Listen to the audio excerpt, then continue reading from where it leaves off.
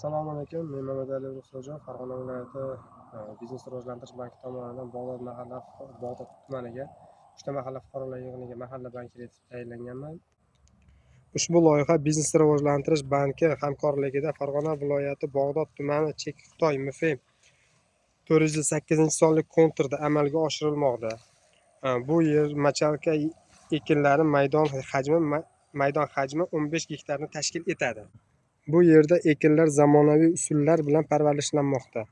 Hozirda ekinlar unib chiqqan bo'lib, ekinlar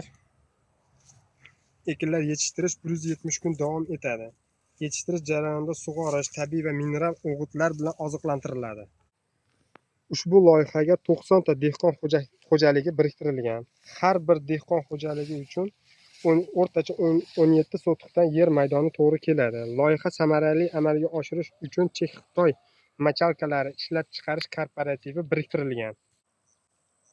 Xo'p, ushbu loyiha bo'yicha har bir gektardan 32 ming dona, jami bo'lib 480 ming dona hosil olish rejalashtirilgan. Hozirgi kunda mazkur ekin bilan birgalikda boshqa pomidor va boshqa mahsulotlar ham bu yerda parvarish qilinmoqda. Bu parvarishdagilar har bir dehqonlarimizning o'zini daromadini oshirishga yanada yordam beradi.